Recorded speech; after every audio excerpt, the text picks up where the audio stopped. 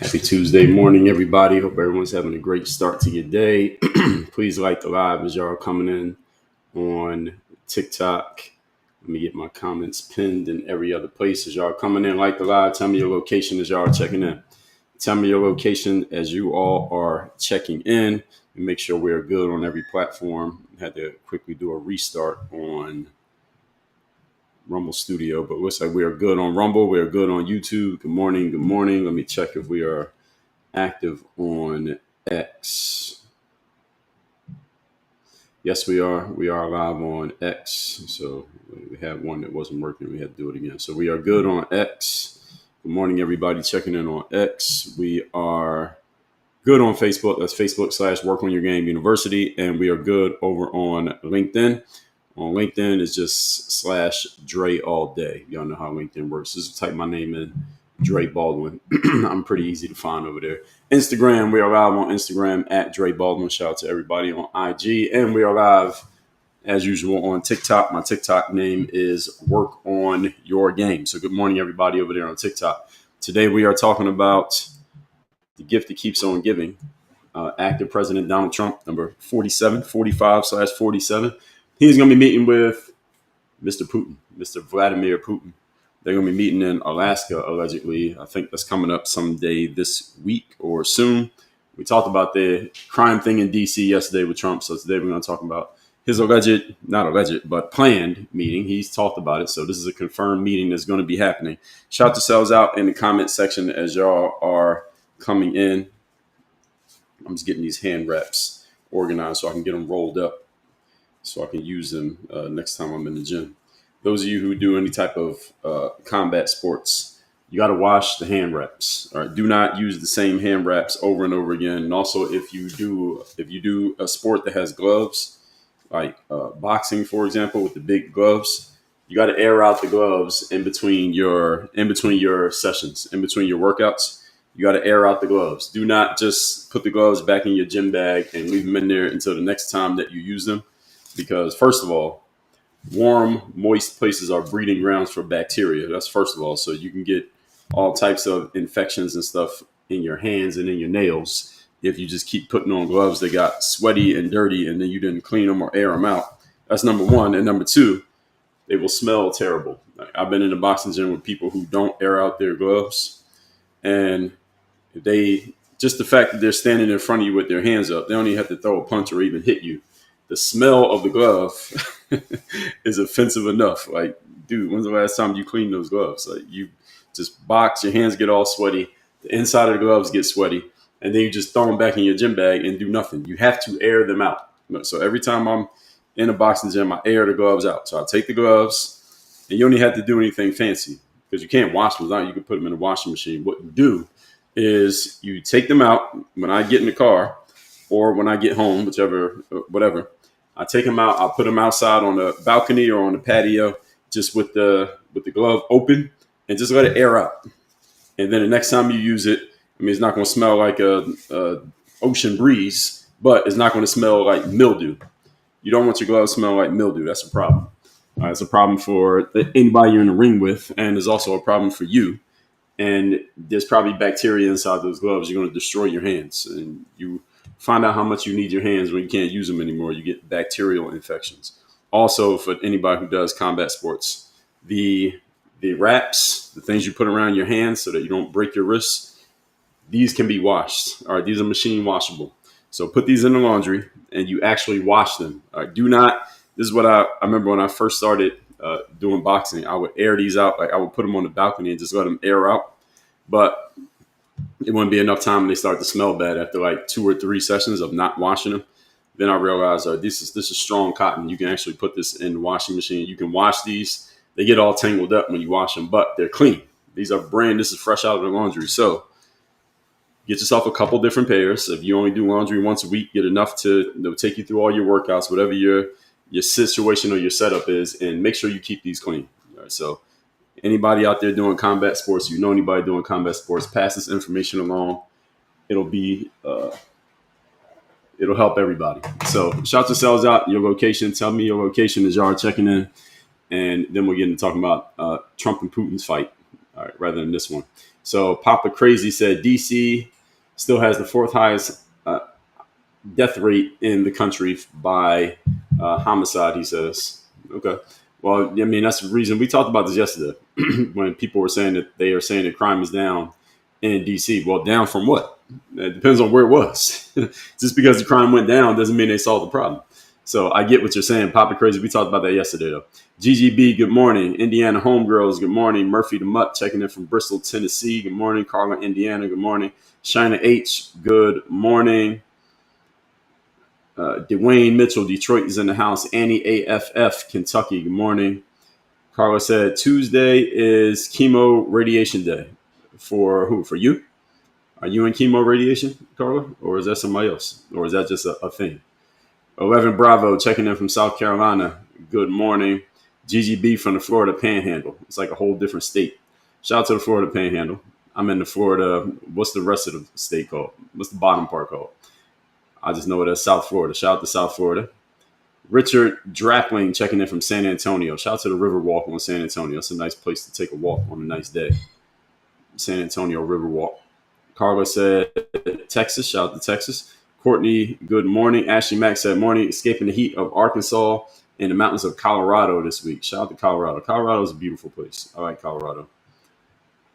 Ask an OG said fungus is among us. Yeah, exactly. Ron Lima checking in from Ron Johnson from Lima, Ohio. Marky Man, good morning from Sacramento. Good morning. Asking OG, yes, correct. Kevin, thanks for the follow. Purcell Woodbury said, you're in the Panhandles? No, I'm in South Florida. I'm in the southern part, down at the bottom. Good morning from Riverview, Michigan. Sherry, 1967.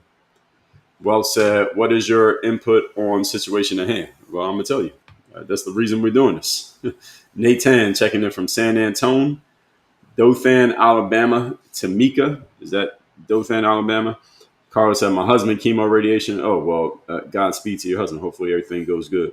IT Burnout from NC. Bobby from Chicago. Sin from Pearland, Texas. DR, also San Antonio. So we got like 3 people shout out San Antonio today. Sheila from Iowa. Shout out to Iowa.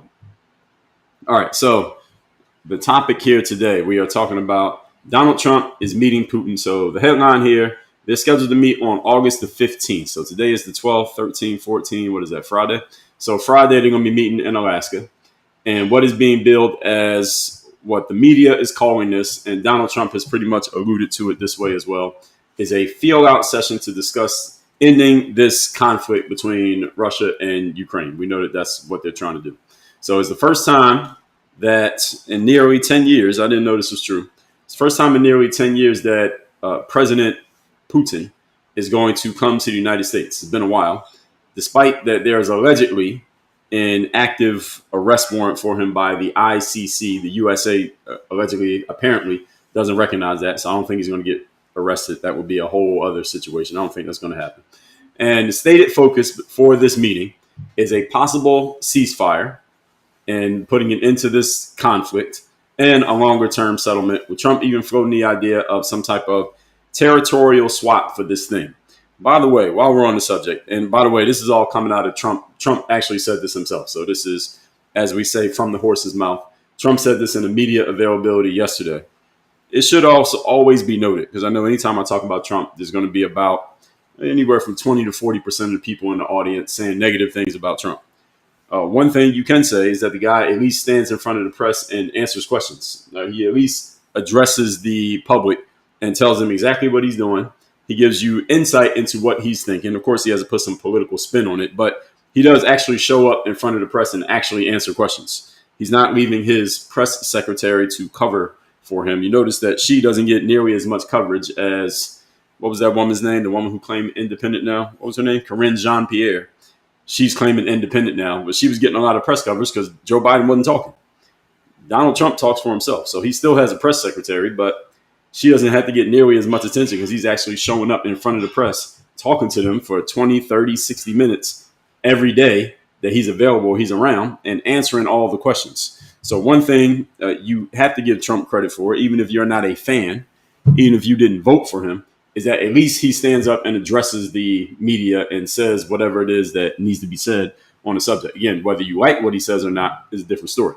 But one of the things that I heard Trump say, and if you listen to any of his press briefings or clips from him, you see this. He said that they may discuss a possible land swap. And of course, President Zelensky from Ukraine, he would have to go along with this. We'll see if that ends up happening. But one of the things that Trump said, and one of the reasons why he's a good negotiator, is that he keeps it real. He is honest in the negotiations. And he said that there's going to be some good stuff and some bad stuff for both sides. He literally said that in the press. There's going to be some good things for one side and some bad things for that side. And the other side is the same thing. There's going to be some good things, some things you want, and some things that you don't want. This is how negotiations work. He didn't say that part. I'm saying that part. This is how negotiations work. And Donald Trump, by the way, in his book, The Art of the Deal, he talks about this. The reason why he is who he is because his favorite thing to do is negotiate and make deals. He loves to make deals. He loves to negotiate. He loves to get the credit for having negotiated and settled and solved problems through negotiation. And if you read any of his books, especially that Art of the Deal, which is the one that made him, that was his first one and his most popular.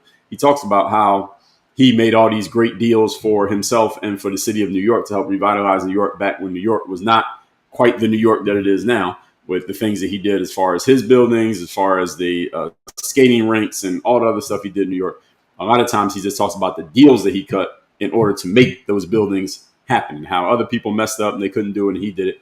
His whole thing that he hangs his hat on is making deals. So he is probably very excited in his way to make this ceasefire happen because this has been going on for a while under the previous administration. And he's going to come in and allegedly, hopefully, save the day and put an end to this conflict, which I think will be a good thing for everybody, depending on what gets negotiated. Now, we remember several months ago when Mr. Zelensky was in the United States, sitting in the White House, and he was getting, I think, for lack of a better term, we can call it defiant with Vice President Vance and President Trump and talking about what he was going to do and what he was not going to do. And Donald Trump, this is all in front of the cameras. Who knows what actually happened when the cameras were off?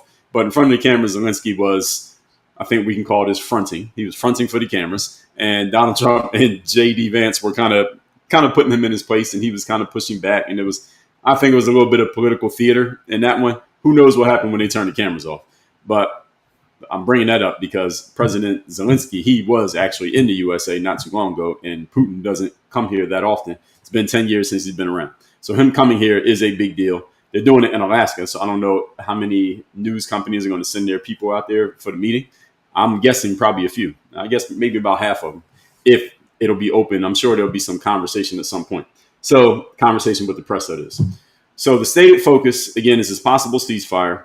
Ukraine is not part of this conversation, which is already sparking backlash from the people over there and European allies who say you can't have a legitimate agreement unless you have everybody involved at the table, such as President Zelensky. But we all know that let me say it this way, because I don't want to get kicked off TikTok today. By the way, if I get kicked off TikTok in the middle of this live stream, please just click the links in my profile, go to my YouTube or my Instagram. I will still be live. We'll see if I can get back on live. If I get kicked off in the midst of this conversation, y'all just go to one of those links in my profile. I'm talking to y'all on TikTok. But I'm going to try to talk around this properly so that TikTok's AI bots don't kick me off.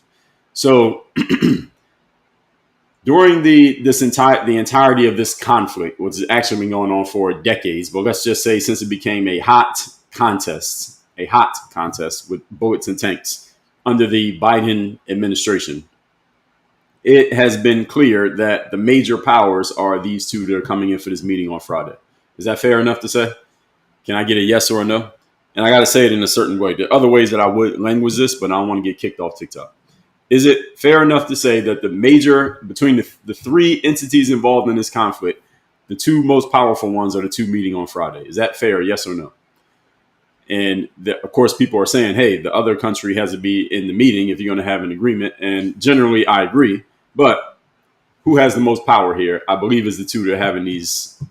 Yeah, well, Jody, I got to be careful what I said. And it's something I was going to say about Ukraine that I didn't say. So if I said it, I might get kicked off. So I got to be careful. So these are the two most powerful ones. If these two can get on the same page, then the other country, Ukraine, and they will, I think, they can come to something. And Trump understands this as a deal maker himself. He crowns himself a deal maker, that he can get Putin to say, okay, we will do these things then they can go over to Zelensky and say, all right, this is what you got. Can we make a deal here? I'm anticipating that no matter what comes out of the meeting on Friday between Trump and Putin, that Zelensky's probably going to have a little bit of pushback just on the fact that he has to save face. And I understand this. If I was him, I would completely understand what he might do in this situation. What I mean by that is if they're going to have the meeting, Trump and Putin are having a meeting about putting it into a conflict between Russia and Ukraine, but Ukraine's not in the meeting, then if I'm running Ukraine, if I was the president, I would say, okay, well, how y'all going to have a meeting about ending a conflict that I'm in and not have me in the conversation? Whatever they come to him with, he's probably going to push back just even out of just sheer perversity he could. And the country may be okay with that because how y'all going to have a meeting about a conflict and I'm not in it? I get it. Optics wise, and we talked about this a lot yesterday. We talk about this a lot all the time whenever the subject is politics. Optics wise, President Zelensky must push back against whatever comes out of this meeting on Friday. He has to. So remember that I told you that. All right. So if we come back and talk about this again, remember that I said he must push back. Because if he just says okay to whatever they agree to on Friday, then who's he? This is making him he's nobody. He's a little pawn in the game. And it's his country that's in conflict. So in his country that everything is happening on his land. So of course he has a pushback. So supporters say they're getting these two leaders in the same room as progress. Critics say they're just trying to get a headline deal that is making it look like a false peace and is not a real peace. So the outcome of this meeting, I think, is going to hinge on whether it produces a framework for putting an end to the conflict. We'll see that. If there's an enforceable roadmap, meaning that both sides are going to agree to it and stop the fighting, and it sets a date for a follow-up that, again, Mr. Zelensky must be involved in it. And again, they're not going to come to a conclusion without him. So this will not be a conclusion meeting. This is a starter meeting. So let me introduce myself. For those who don't know me, my name is Dre Baldwin. Many know me as Dre all day. Former 9-year professional athlete. I run this company called Work on Your Game Incorporated. What we do here is we work with high-level performers who work with urgency, who are working under pressure, working under stress, because you have to perform at a high level in order for your job to matter. There's not optics. Your work is not based on optics. Your work is not based on checking boxes. Your work is based on actual performance and measurable outcomes. If that's you, we help your teams, we help your business, and we help individuals that fit that description. You can learn more about that by going to Work on Your Game University. What we do essentially is I have extracted all the things to help athletes reach the top 2% in the sports world, in which I resided for nearly a decade. I extracted those tools when it comes to mindset, strategy, systems, accountability, and performance, and we apply those to the business and professional world. So if you want a quick snapshot of what we do, that's what we do. You can learn more about that by going to the links in my profile on each one of these apps. There are links that'll take you somewhere where you can learn more.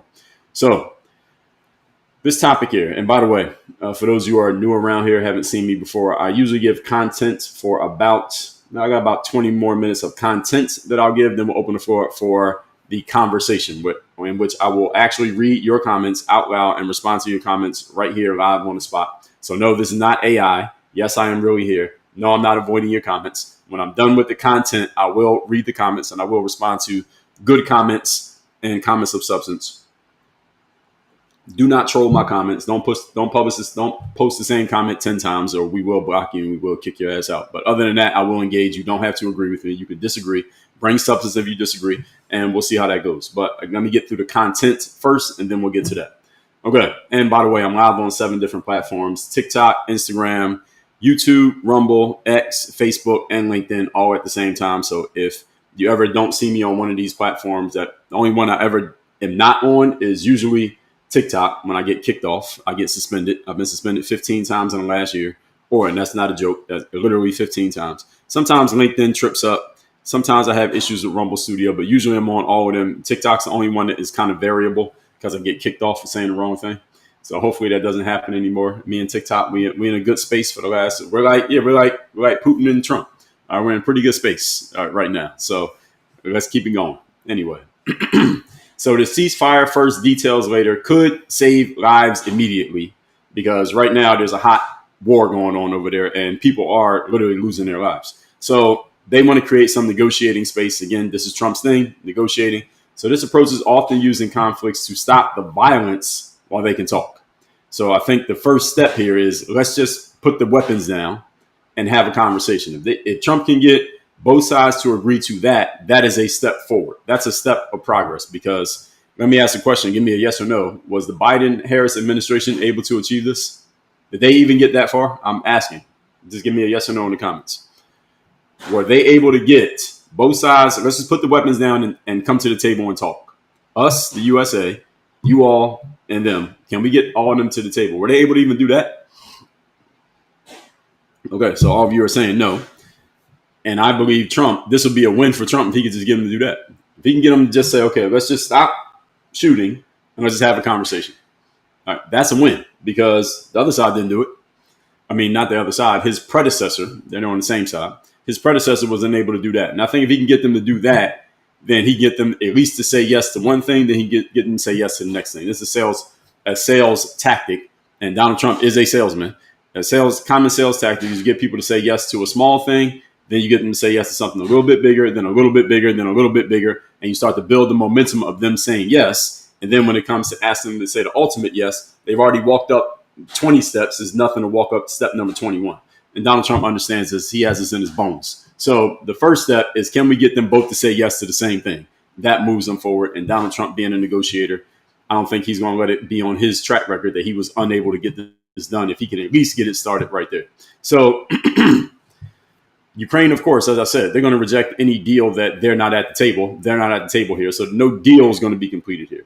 And I don't think they see it as a bargaining chip. They don't want to be used as a bargaining chip here or a pawn.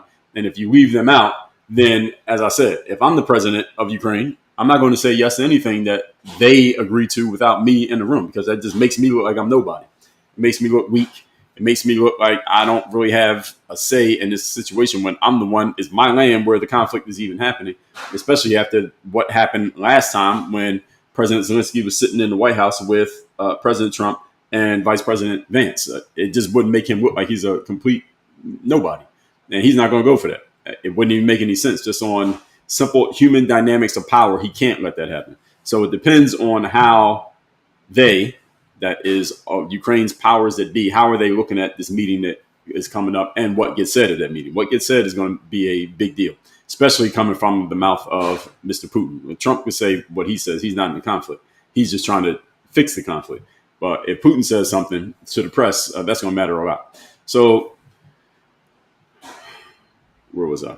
Markets are already responding. So there's speculation about a potential easing of sanctions and shifts in energy prices. I know some people who actually live and work in Russia. I know some people who are in that space in the world, and it's very difficult to do any business outside of Russia when you're in Russia right now because of the way things are. It's hard to use any type of a lot of apps. They're hard to, some of them you can still use, but a lot of them it's hard to use. Payment processors you can't use. A lot of ways of anything that involves any type of financial money deal, it's very difficult to use when you're in that space. So if you're in that country. So if this gets eased up, that can ease the sanctions and that can open things up for everybody to do more business. And when more money is moving around, everybody wins. When more money's moving, everyone wins because the sellers get to sell more stuff to more people. The buyers get to buy the things that they want. Of course, the middlemen get to take their cut in the process. Those are the governments with taxes. Everybody wins when there's more money moving around. So right now, the sanctions happening, the sanctions that are pressed upon that area of the country is slowing down commerce internationally that would expand if those sanctions got eased up. But they got to come to an agreement first. So markets are already looking positive, according to what I've heard, that people think that this is going to lead to something. And the reason people think it's going to lead to something is because Donald Trump, as I already explained to you, sees himself as a deal maker. So if there's anything he wants to get done, I mean, besides the domestic stuff happening in the United States, but anything he wants to get done during his administration is, he says it every time this conflict gets brought up. It never would have happened if I was president. How many times have you heard him say that? He said it never, if I was president, it never would have happened. And that land got taken under Obama, land got taken under Biden, land did not get taken under me. It never would have happened if I was president. And his whole thing is staked on this concept that I make deals and I get people to agree, even when it seemed like they would never agree. So that's why investors are bullish on this and thinking that this is going to lead to a positive outcome because, again, Trump's laid his whole reputation on this for a long time. So this can move outcomes when it comes to oil, Currency, as I already mentioned, in commodity markets, anywhere where money's moving, this is a big deal. That's why this matters. So this land swap talk. So this is basically you give up this land, we give up that land, and some type of negotiation on land that Trump has mentioned. And again, he said it's going to be some giveaways, some takes, some give, some take. That's what negotiation is. That's what compromise is. You get some things you want, you give up some things that you don't want, or you give them some things that you do want. In this land swap talk rewards aggression. It sets a dangerous precedent. This is what some opponents say. It rewards the aggression of one country that came in and tried to take land, and then they end up getting to keep the land that they came in and tried to take in the first place. So again, this is going to be a tricky type of negotiation. Please keep liking live over there on TikTok. And this sets a precedent that conquest could be negotiated into permanence. And this is probably why, again, what Ukraine actually responds to whatever happens on Friday is going to matter a lot. Because if they don't agree and they get really antagonistic to what happened, now you get right back to square one. So what's going to matter a lot here is not just, it matters that there's a meeting between Trump and Putin, but what really matters is what they say publicly and what the world hears about that meeting. So what's really going to matter is, because we're not going to hear the meeting, we don't know what they're really going to talk about, but what we are going to hear is after the meeting's over, they go stand in front of the press. Well, we know Trump will. I don't know if Putin's going to speak, but they stand in front of the press and start answering questions. Everything they say then is going to matter a lot because the whole world is watching, and what they can't do, they need to be very careful of, and I think Trump understands this very well, is that you can't come out in that post-meeting press conference and make it seem like Ukraine does not have a say in this whole situation, because that's going to make them push back. Any human would push back. Anybody with any amount of pride, and Mr. Zelensky seems like he has some, all right, they're not going to sit there and just let you talk to them, like talk about them as if they don't matter in the middle in a conflict, again, in which they're involved. So it depends on how they talk about this a lot. Words matter a ton in this situation. So similar arrangements in past conflicts have encouraged repeated behavior by the aggressor nation. And I'm sure that's going to come up in conversation once Mr. Zelensky gets involved in the situation. So this U.S. hosted summit, which is a big deal because it's happening in America. I mean, it's happening in damn Alaska. It'd be one thing if it was in D.C. or New York, but it's in Alaska. I mean, it's still America. So this can concentrate leverage. Sanctions, arms pacing, meaning what type of, what are we going to do weapons-wise, security guarantees. This can all happen in one room because they're actually having a meeting. And it does make Trump look more powerful because he got the other guy to come to him, even though the only place he got him to come was Alaska. Again, he didn't get him to come to D.C. or Manhattan or Mar-a-Lago. He got him to come to Alaska. It's something. It is a compromise on the behalf of Mr. Putin. It ain't a full compromise, but it's something. And Trump did mention this. Like, it's good to get him to come to us instead of us going to him. Trump actually said that. Listen to his press conferences. He tells you a lot of what he's doing and thinking. And get everybody in one room. Hosting gives the U.S. some symbolic and logistical control over the conversation. And that symbolic control matters. We talked about this yesterday. Again, anytime we're talking politics, folks, everybody has to remember that optics are a huge part of the political game. It's a huge part of the game. You have to look like you're doing the right thing, look like you have the right idea at heart, look like you're trying to help people out, look like you're trying to get the positive outcome that most people want. You have to make that show, even if it's just a show, even if you're just making a show, even if it's all just a photo op, even if it's just a brownie point with your supporters. You have to do it, because if you don't do it, you'll lose your next election and that'll be it. Or your party is going to lose power, is going to lose influence, and you'll help the next person lose their next election. You always have to do this. So Trump understands this, again, very well. Now, Joe Biden, I think he used to understand it. I don't think he understood it by the end of his term, but I think he knows it just being in politics. You got to, the way it looks plays a huge role because the media gets to take pictures. And especially if the media is already some way against you, they're going to find a way to make you look bad if they don't like you and you mess up the optics. Politics in America is all 100% optics. Everything you do matters optically. So excluding Zelensky, as I said, it weakens the legitimacy of the meeting in some way and risks the optics of a PR summit over a real peace process in one way. If you want to look at it negatively, that is something you could say, but I already explained. This is a first step. If he can get Russia to say, all right, we're going to lay down our arms, then you can go to Zelensky and say, okay, reasonably, they said they'll stop. Can you stop? So we can at least have a conversation. Can we stop for 30 days? And let's see if we can get this done in 30 days or a week or whatever amount of time If he can at least get that, that still does something. And as I already said, the optics are a huge deal. And if you make the deal without another country, it can be viewed with suspicion. Of course, it's going to be viewed with suspicion. And the deal is not going to be this is finished. The deal is going to be let's take this step so now we can take that step. So that's all that's going to happen here. So please temper your expectations for what's going to come out of this meeting. Now, if this meeting unlocks a trilateral round, meaning let's have a meeting with all three of us, that would be a big deal. That meeting must happen in the United States. Hopefully it happens in DC or New York where all the press can be there and all the media can be there. And I hope it happens there because I will do another live on it if that happens. That's what they want. And that could accelerate a structured negotiation. Like, okay, y'all going to do this. Here's what we're doing. And everybody can agree. Everybody can shake hands. Everybody can stand in front of the media, a million cameras, and Donald Trump's going to be in the middle and Putin on this side and Zelensky on that side. Trump's in the middle in the power position. And two of those guys shake hands and they sign a treaty. And Donald Trump can have this as one of the signature outcomes of his second administration. Does Donald Trump dream about that at night? What do y'all think? Yes or no? You mean yes or no in the comments? You think Donald Trump dreams about that at night? If he wakes up in the middle of the night with a positive dream, is he thinking about that? That he gets to stand in the middle of those two guys. They shake hands. They sign a treaty. He has negotiated peace. They both get on the mic and in front of the cameras and say, no more war. We have agreed and it's over. If Donald Trump can do that, that'd be a huge, huge feather in his cap in terms of foreign policy, if you want to put it under that wing. This is a big deal if he can get this done. And he knows that. That's why he's trying to get it done. Because technically, well, I was going to say technically the USA could just stay out of it, but technically that's not technically true. But this will shift the conversation from, again, bilateral optics to a true multi-party framework, which is where we're going with this. So just remember, this is the first step in the process.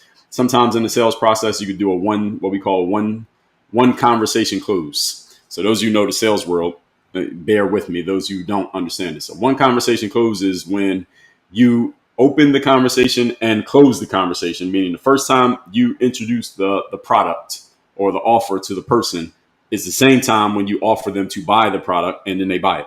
That's called a one call close. You can do that through a website. You can do it in an actual conversation on a Zoom call, etc. This right here is not a one call close. This is a multi-step close. So a one call close could be something if you're selling like coaching or you're selling a course or you're selling a book. We have one conversation. I'll show you what I got. You see it. I tell you how much it is. You pull out your money. You pay for it. Done. Everybody gets what they want right there in one conversation. Multi-step close would be something like, if this often happens, the one call close can happen with big ticket projects such as consulting deals, coaching. You buy a car, you go to the car dealership, you come in with your old car, you drive out with a new car. That can happen. Now, sometimes the multi-step process might be something bigger that takes more time, such as buying a house. When you buy a house, you may go, you look at the house, then you look at two other houses, then you look at the numbers on all the houses, and then you evaluate the neighborhoods, then you talk to these people, you have the houses inspected, and then you look at the numbers again, and you think, do I want to keep my old house? And then you put in an offer, and then they come back with a counter offer, and then other people are bidding on the house, and there's a whole back and forth, and there may be several conversations before the deal is done. So this is one of those. This is one where there may be several conversations before the deal is done, while at the same time, everybody's on the clock. Both Putin and Zelensky are on the clock because their bodies are dropping while they're having this conversation, and hopefully they can get to a ceasefire. And Trump only has until 2028. So he still needs to get this done, because if it gets too close to the wire of his administration, then both of the other sides, Putin and Zelensky, might say, well, look, this guy's about to be out anyway. Why not just wait to negotiate with the next leader? Trump understands that. So he wants to get this done while he's still kind of in the spring/summertime of his administration, which is happening right now. He doesn't want to wait till the fall and the winter, if you understand the metaphor here of this. So everybody's on the clock here, on top of the fact that bodies are dropping on both sides. So Putin's presence under this, he has this warrant from the ICC. Let's see if we can find out exactly what this is. Y'all know about this?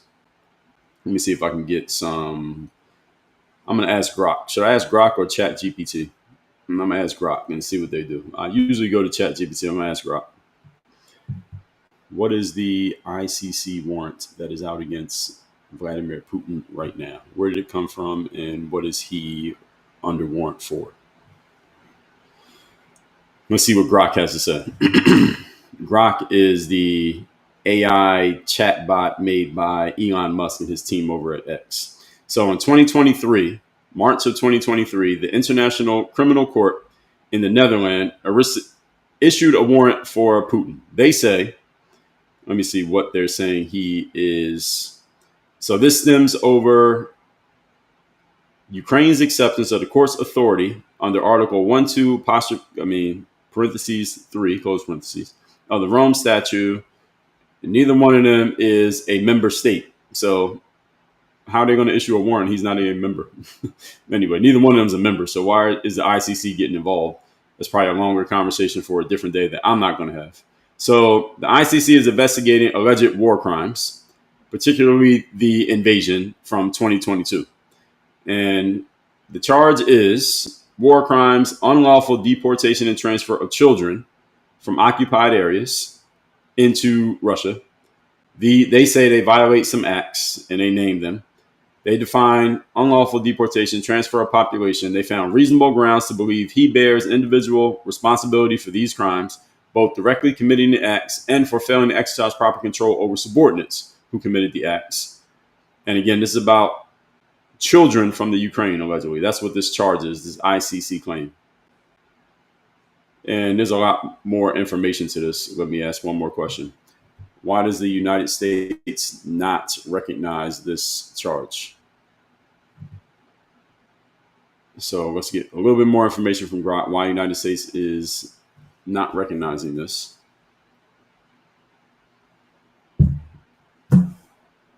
Grok is interpreting right now. That's what it tells me. It's thinking through. It shows you its thought process. When you ask one of these AI bots things, nowadays they all do it now. They show you that they're thinking about it and trying to find the answer. And Grok is taking a little bit too long. We'll come back to this. But anyway, did it answer? Okay, so it looks like they just give me a bullet point here while still thinking. They say they signed it under the Clinton administration, but never actually ratified it. So, where did I see that? They signed it under Clinton, but never ratified it. And then they later unsigned it under Bush, quote unquote, unsigned it under George W. Bush.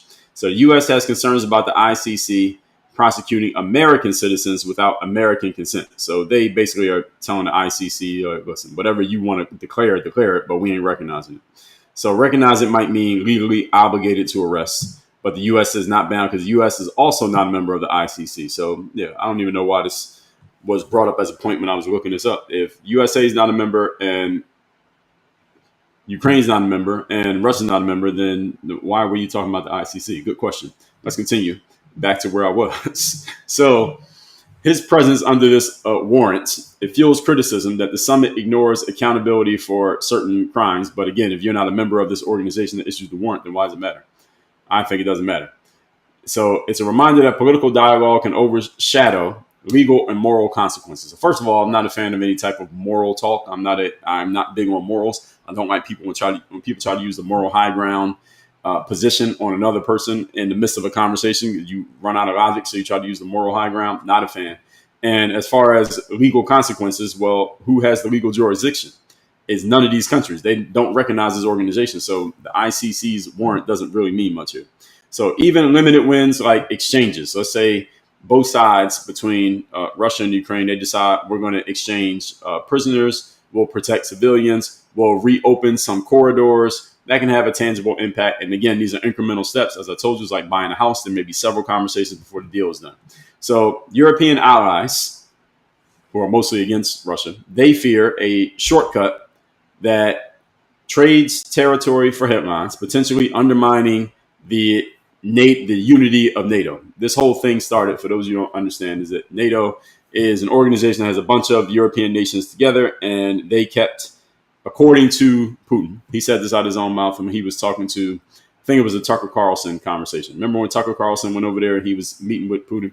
But Putin was talking in, they say that he can speak English pretty well, but he likes to talk in Russian because he doesn't want to be misinterpreted. So he was talking in Russian, but then somebody was interpreting everything that he said.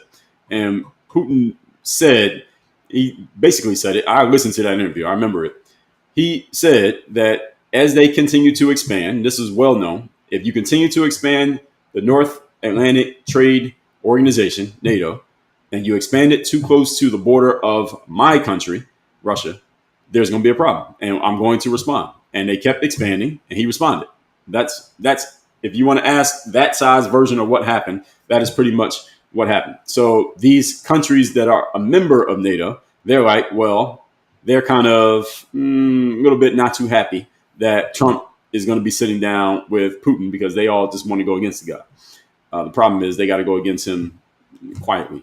So any deal that divides the alliance could weaken its deterrence in future crises. If there's another issue sometime in the future, and there will always be issues when you have human beings involved, because human beings have thoughts, feelings, whims, things that they decide to do.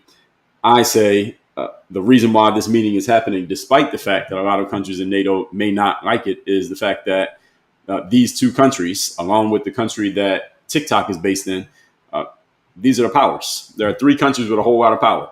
Two of them are meeting on Friday in Alaska, and the other one is over there on the east. And everyone in NATO understands this, even though they may not want to say it in so many words. They understand that they have the power. Not they, NATO. They is in Russia. Russia has power. That's the reason why Trump's meeting with the guy. All right? That's the power. Three countries with the most power.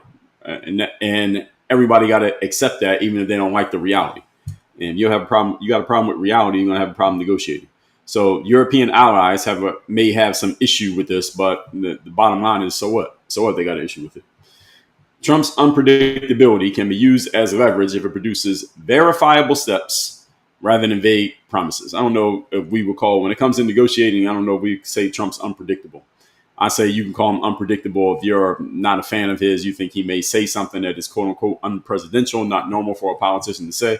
I don't think that's actually a bad thing. I think it's actually a good thing because the guy is actually shooting from the hip a lot of times of what he's saying with some level of diplomacy, knowing that he can't tell you everything, being that he's president. I think his presence in this and getting Putin and Zelensky, both of them at this by Friday, will both have come to visit the United States to talk about this issue. They both recognize that the United States has leverage and power in helping get this done if they can get it done. Because again, Putin didn't come to America during the previous administration. He only came during this administration, which means he has some level of respect for the power and the word and the presence of President Donald Trump. So if you got a Ukraine flag in your bio on social media, you should be happy that Donald Trump can get Putin to come to the table because your previous president could not. Now, that's just the reality. I got that wrong. He got him to come to the table. That matters. Again, regardless of what happens at that table, he got him to come to the table. So Russia is still controlling a percentage, according to what I found, about 20% of Ukraine is currently occupied by Russia. Okay, that's from what I found. So any deal that cements anything without withdrawal could lead to continued and ongoing occupation. I'm sure that's going to be a big part of the overall conversation. I'm sure Trump's going to come in and he's going to say in his conversation with Putin, look, you might have to give up a little bit of that or all of that. In exchange, we'll give you this. Or if you want to keep that, then you got to give up this. There's going to be something here. And at the same time, it's not just so much of, hey, you took this land and this land is the same. This is kind of similar in spirit to the conversation you hear with Native Americans in the United States, what some people call Indians. They're not Indians. They're not from India. They're Native Americans in the United States, that this land was taken. This land was stolen. This was such and such's land that got taken by these people. Here's the thing about land, ladies and gentlemen. You never actually own land. You control land. You occupy land, but you don't own land. Land can be taken. And this is the situation with all land all over the world. No land actually belongs to anyone if you can't defend it and you can't stop somebody else from taking it from you. They take it from you, it's not yours anymore. And they decide to occupy it, you can't kick them out. Well, I guess it wasn't your land in the first place. So right now, Russia has some control of some land that people think belongs to someone else. Now, that is going to be part of the conversation on Friday between Trump and Putin. What ends up happening depends on what else they agree to. So, there's going to be some giving. There's going to be some taking. That's the way that negotiation works. So some say that this could codify their occupation. In other words, that means some people believe that Trump may say, well, hey, okay, y'all get to keep that land. He goes to Zelensky and says, hey, they get to keep that land. My response to that possibility is the following. That if you don't have the power to kick them out on your own, which clearly this happened 2.5 years ago, they're still there. You don't have the problem to kick them out, power to kick them out on your own. Well, what you want me to do? If I'm Trump, that's what I'm saying to Zelensky. What you want me to do? All right, they've been there 2.5 years. Y'all been fighting the whole time. They're still there. Well, what does this tell us? What does this tell us, Mr. Vladimir? Hey, are they both named Vladimir? Is it what's Zelensky's first name? I think they're both named Vladimir. I don't have Zelensky's name here. I think is it what's his name? Is his first name Vladimir? Yeah, that's what I thought. Yeah. So what does it tell? I'm talking to the Ukrainian Vladimir. What is it telling us, Vladimir? They've been there the whole time. What do you want us to do? All right, we giving you a whole bunch of weapons. All right, y'all still didn't do it. Y'all didn't get the job done. What you want me to do? I think y'all might have to give that up. Y'all might have to give that up. That's just what it is. All right, this is how it works.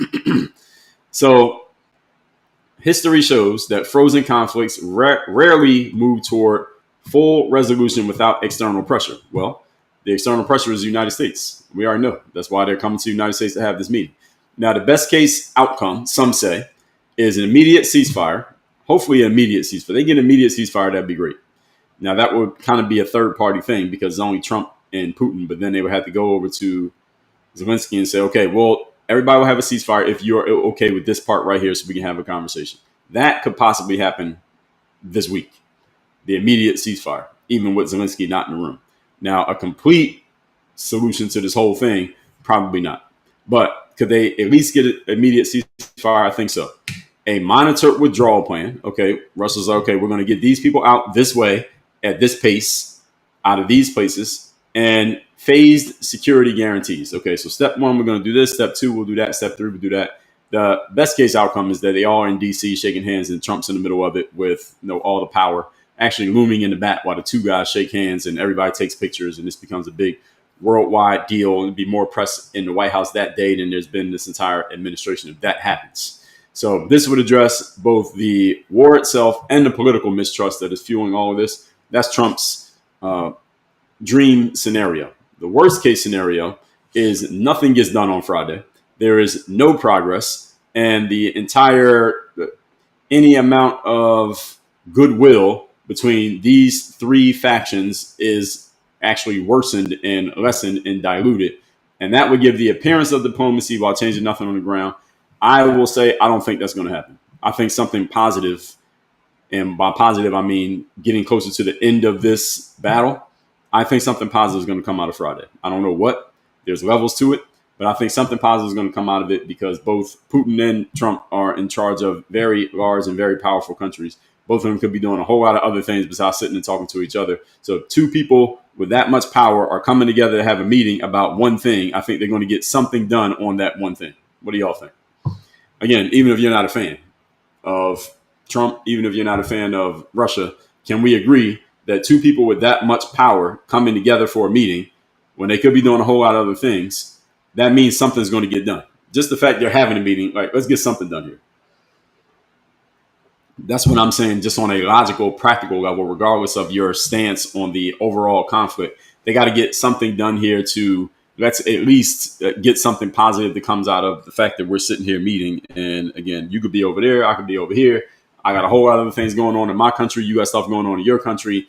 Let's get something positive out of this meeting on the table because that's what everybody's going to be asking when the meeting's over. Okay, what did we get done here? What was the purpose? And I don't see this as let's just have a meeting for a photo op and do nothing. I don't think either one of them, I don't think either man needs that. Now, maybe somebody else from a different country might need that but from this conflict, I don't think either one of them need that. So I expect something of substance to come out of this. All that said, let's open the floor up for the discussion. As I told you, I promised you was coming. I am going to check. Let me check the other platforms that tend to have fewer comments. Then we'll come to the one that tends to have the most, which is TikTok. I don't see anything over there. I don't see anything over here. I don't see anything on Instagram. All right, TikTok. I am over on TikTok. I'm responding to comments now. I am reading from the oldest to the newest. So please don't think I'm ignoring your comments. I'm starting at the oldest comments, and then I'm catching up to the newest comments. So I'm just trying to catch up. IT Burnout says Biden was a cadaver. Actually, I mean, at some point, he actually kind of did look like one. Mel sells real estate. Thanks for the follow. Barry says, is that a bald filter? Yes, that's a bald filter. I'm not actually bald, it's just a filter. Angel said it was only Ukraine giving up land, and it was land that wasn't taken. Okay, fair enough. Let's Escape said, you think he's a good negotiator? LOL, LOL, LOL. So I think we got to give you the straw man of the day. Let's Escape. Straw man of the day, number one. So the straw man of the day, folks, is an award we give out here when I'm responding to comments. A straw man, for those who don't know, is a common logical fallacy. When someone takes something that you say, then they repackage it and rephrase it into something that you either did say or that you didn't say. They repackage and rephrase it into a cheaper version of what you said, and then they either pose it as a question or a statement of incredulity, or they make fun of it, or they try to ridicule it. So let's escape here with a straw man and an appeal to ridicule. You said you think he's a good negotiator. Well, what I actually said technically was that Donald Trump hangs his hat and his personal reputation on being a deal maker, not necessarily a good negotiator. But we know he has negotiating power because he got both leaders of these two countries who are in conflict with each other to show up on his land to talk to him about resolving the conflict. You had to give him credit for that. And you said, LOL, LOL, but you didn't actually say why you disagree. All you did was ridicule it. So this is a form of the straw man. So the straw man appeal to ridicule. So congrats to you on getting the the straw man award of the day, the first one. Guitar guy said, I will end the war on day one. He's quoting what Trump said. Remember? Yes, I remember him saying that. And at the same time, here's what I'll say in defense of Trump saying he'll end the war on day one, is that Donald Trump speaks directionally, not literally. And did you really think he was going to end everything literally on day one? I don't think anybody thought that. I think people were excited for people who wanted to see the conflict end were excited that he was focused on finding a way to end it, regardless of how many days it took. And the people who didn't like him were waiting for the conflict to go past day one into day two so they could say, oh, he said he was going to end it on day one. So you're taking what he said literally, you're splitting hairs. I mean, taking what he said metaphorically, you're addressing it literally and then saying, well, hey, I proved my point because he didn't actually do what he said he was going to do literally. And that's a fallacy in and of itself. So, yes, he did say that he was going to end it on day one. But we know when someone takes a metaphorical point and then addresses it literally and attacks the literal interpretation. I know the name of this fallacy, but it slipped my mind. So let's see. This is actually a form of a straw man. So you take a figurative or metaphorical statement, then you interpret it as literal so you can knock it down more easily. So who was that? Guitar Guy 69, you get the Straw Man of the Day award number 2. So I thought there was another more specific fallacy, but this is just a straw man. So you get the straw man number 2. And the reason why this is a straw man is not because you misquoted him. He did say that. He did say I will end the war on day one. But he was saying it as a metaphor, as a figure of speech, not literally on the first day as president. That's the first thing I'm going to do is end that. I don't think that would even make sense, being he's the president of the United States and this conflict is not in the United States. And I think, Guitar Guy, you understand that. So I think you might have a little bit of TDS going there. Armand said, why New York banned him from charities? Who's him? Who are you talking about? Slavika said, Trump will not do nothing. Well, that's actually a double negative. He will not do nothing. You're canceling out what you said. So that means he will do something. Trump will not do nothing means if he doesn't do nothing, that means he has to do something. Now, see, that's me interpreting literally what you meant metaphorically. Metaphorically, what you meant is he's not going to do anything. I think is what you're trying to say. I don't know if that's just bad grammar or that's your normal way of speaking or English is your second language.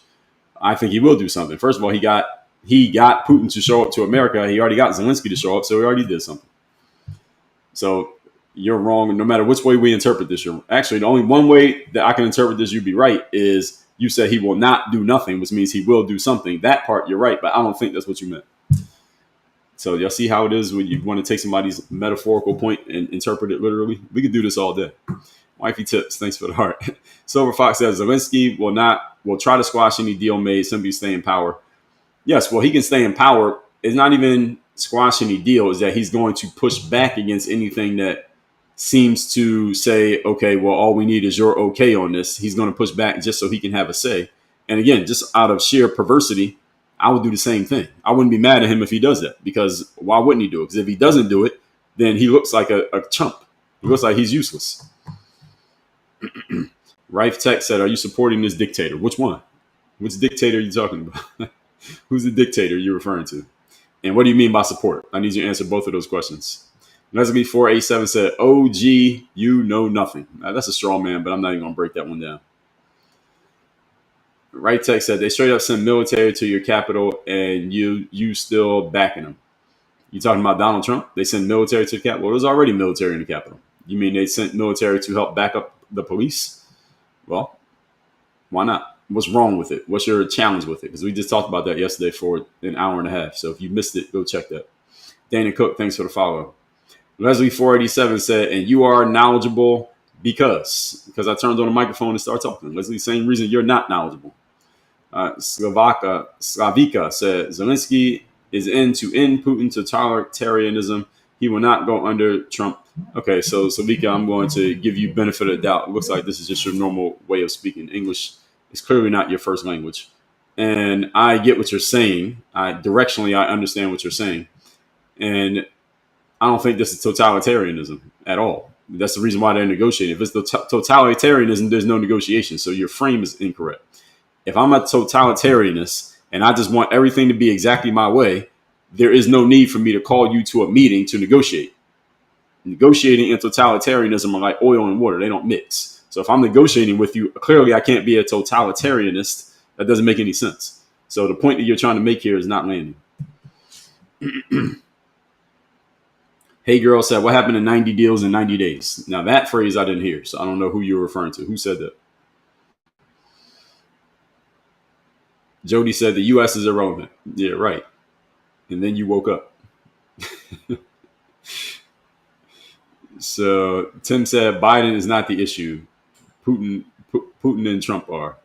Well, the issue is whatever I decide to talk about, Tim. And we will talk about Biden at some point. His doctors refusing to testify and pleading the fifth when they got called to Capitol Hill. He'll be the issue that day. I brought him up for a specific reason, which I made very clear. Firing Line said, it's okay. You can refer to Zelensky as a dictator. He suspended elections in Ukraine. Well, that's not the topic. I understand. That's not the topic. The topic is about this meeting between Trump and Putin. There's a whole lot of things you can say about all these guys, which is why they're all gifts to keep on giving, because there's plenty of angles you can take with any one of them. So I appreciate them. Silver Fox said he is a martial law president. Who's he? Who are you talking about? Y'all got to be careful with these pronouns. I don't know who you're talking. You got to say the person you're referring to when you say he and she and him. Who are you talking about? Nikki says Zelensky was spotted at Men's Warehouse. I believe that. Shout out to Men's Warehouse. I don't get my clothes from there, but shout out to Men's Warehouse still. J2Rs, good morning to you. Steven Dor said, you look like a guy who got maced on TikTok. What does that even mean? I've never been maced. So whoever I look like, I ain't that person. I've never been maced by anybody, especially not on TikTok. Cynthia, thank you for the gift, the music on stage gift. Debbie Logan said, no, they were compromised. Who are you talking about? I forgot what I was saying at that point. Y'all left this comment. Charlie said, that's not our war. We aren't the mediators. Well, we are the mediators. That's the reason why what you said is kind of the same thing. Because it's not our war, that's why we can mediate. That's the point. Please keep liking and live, everybody. We're at 71,000 likes. We need to get to 100,000 by 9:30. It's 9:03. That means we need to get about 28,000 more likes in the next 27 minutes. That's about 1,000 likes a minute. 1,000 likes a minute, everybody. Get it. Carrie Go Get. Is that Carrie Go Getter? I can't see the rest of your name. Thank you for the goats. I see you filling it up. I appreciate you, Carrie. Let's get the likes up, folks. Get the likes up, please. Likes up, likes up, likes up. Shout out to TikTok. I think they got me on the For You page today. It said popular live. I don't know what that means. I just saw it flash up. Popular live on TikTok. Hey Girl said, no weapons down ever. What do you mean? Charlie said they aren't going to listen to Trump. Well, what they coming to the meeting for if they're not going to listen?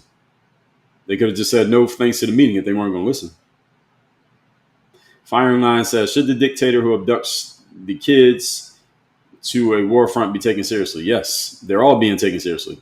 All three people are being taken seriously in this situation. Again, you may not like them, but you can't say they're not being taken seriously. I mean, here we are talking about them. How are we not taking them seriously? Charlie said, Russia's not going to budge. Maybe they won't. But that's the reason why there's a negotiation, just to let you know that we're not going to budge. And here's what we will budge on. That's the whole point of negotiation. Like, what is it going to take to make this work? Donald Trump understands this.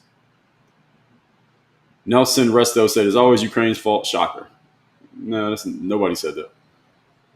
And that's a straw man, too. Nelson Resto, you get the straw man of day number 3. saying it's always Ukraine's fault. Shocker. This is also a form of appeal to incredulity. It's a sarcasm, appeal to sarcasm. It's always Ukraine's fault. It's not what I said.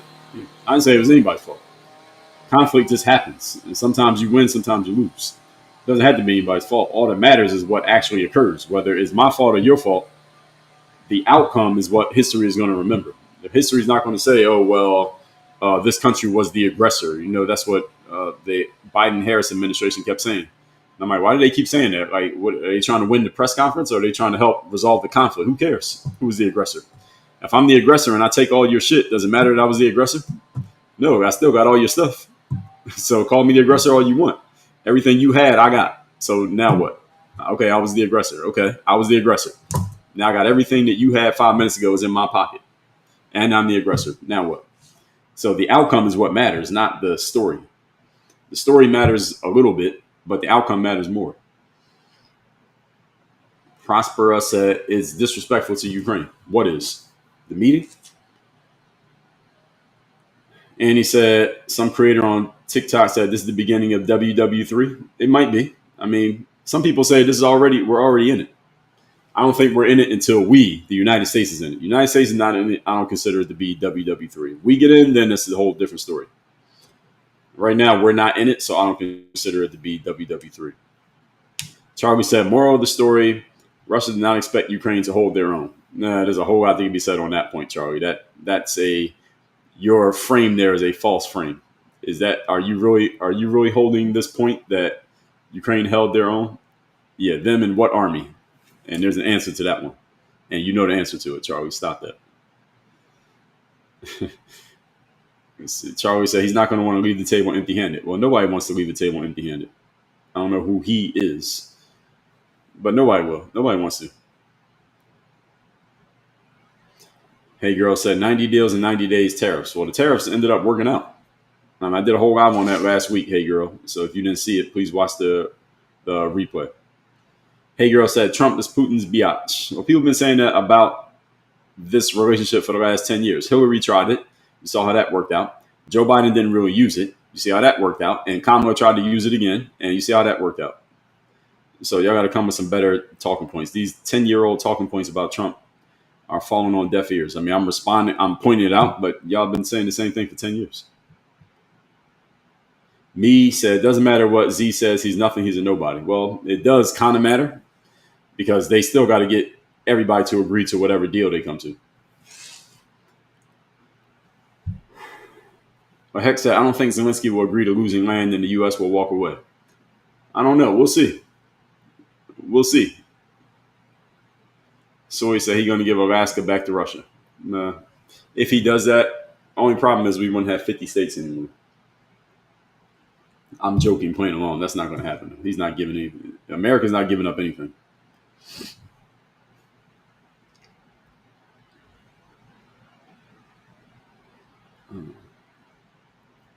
Me said the whole point of making Canada as a state to claim the Arctic shipping. We're not making Canada a state. That's not going to happen.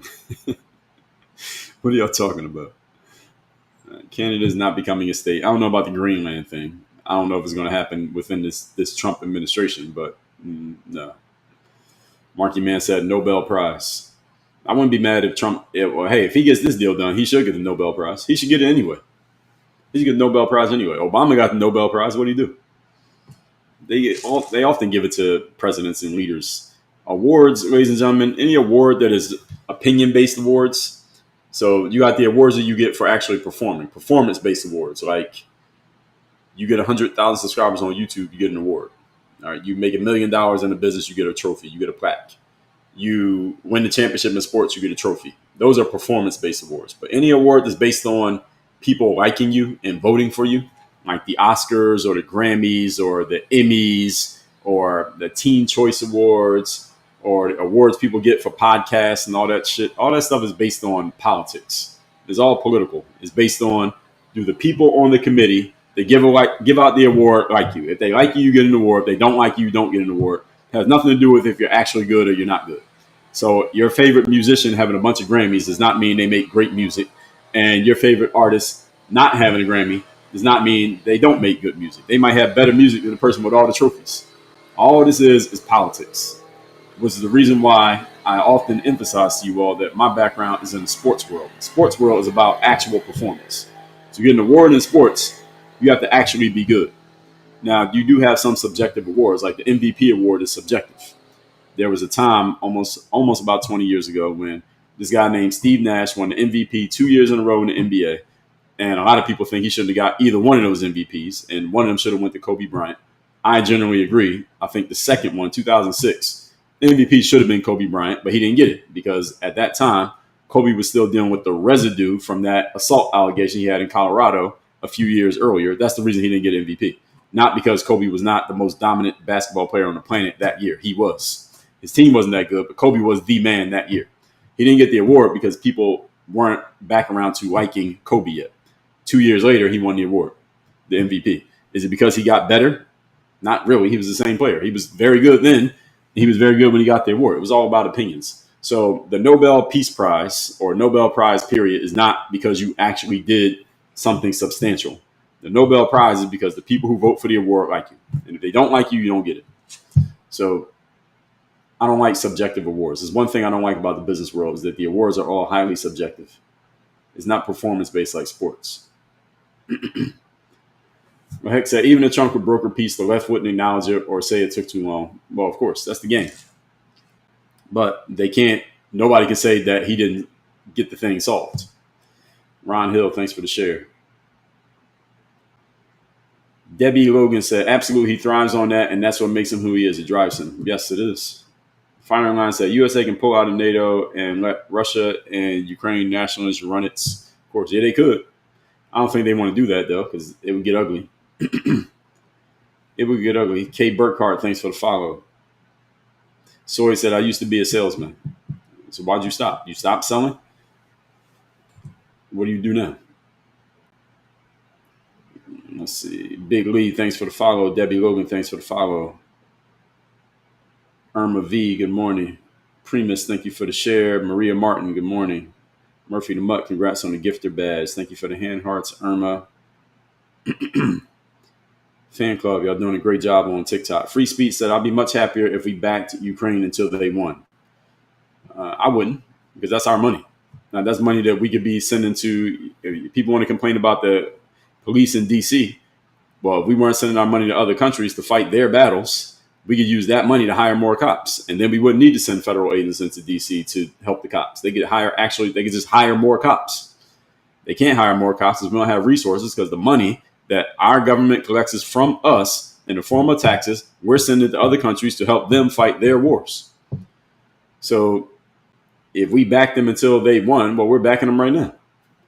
Why are we sending money to another country for some conflict that ain't got nothing to do with us? Well, it does have something to do with us, but it's technically not our business. We made it our business. And that's one thing Trump ran on, and a lot of Americans agree with him, is that we need to stay out of other people's business. But we're already entangled in this stuff. So Trump is untangling knots that got made by his predecessors. First time it was Barack Obama, and the second time is Joe Biden. But Donald Trump has been very clear. I don't want to get into any new conflicts. I want us to stay out of it. And again, America first. Make America great again. The focus is on America, not in America meaning the USA, not these other countries and their business. Whereas his predecessors, his two predecessors, both of these guys have pretty much outed themselves as globalists. They want to play the world game. They want to play the global game, and they want to be part of everything happening all over the world, which doesn't make them bad people. But one of the trade-offs of being a globalist and trying to be involved in everything happening all over the world is that you cannot emphasize two entities at the same time. Are you emphasizing what's happening here, or are you emphasizing what's happening over there? And you can't do both at once. You got to pick one. And both of the predecessors of Trump, Obama and then Biden, they decided that they wanted to be worldwide.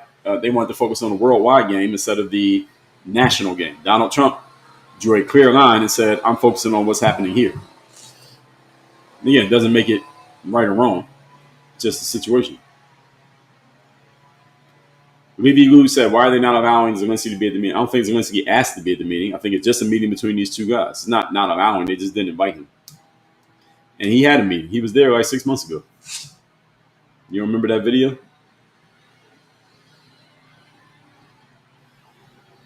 Cricket said, hell no. This would only satisfy DJT and Putin goodwill. What goodwill? That's BS. Well, it would create goodwill between the two of them. And if they can listen, just think about this. Yes, the conflict is between Putin and Zelensky's sides. But if Trump can get Putin to say, okay, I will do these 5 things, and those are the 5 things that Zelensky wants, then that can still create a positive environment to lay the groundwork for a cessation of this entire conflict. So just because Putin's not in the meeting, Zelensky's not in the meeting, doesn't mean he couldn't still get what he wants. Right now, there may be too much conflict between the two of them, Zelensky and Putin, to put them both in a room at the same time. That might not work. But if Trump meets with Zelensky first, has a conversation, then he meets with Putin, has a conversation. Now he got both of them to kind of come down a little bit. Now he can bring them both into the room. And now they can actually have a dialogue, a respectful dialogue, and come to a conclusion. Sometimes you got to do this. Sometimes it takes extra steps, as I explained to you all a few minutes ago. Sometimes in the sales business, it's a one-call close. You have one conversation. You open the conversation. You share what you have. You answer questions, you make your presentation, you make an offer, and you close the deal, you collect the money. You can do that all in one conversation. That happens sometimes. Sometimes in business, it's a multi-step negotiation. You got to have several conversations before you close the deal. Again, think about buying a house. Think about when you met your husband or your wife. I doubt you got married the same day. All right, you had a conversation. Maybe you thought, I'm going to marry this person, but you didn't actually get married that day. There's a steps to the process. And sometimes it's a one-time thing, a one-night stand, for example. Okay, this is happening tonight. Other things, this might take 6 months. This might take 5 years.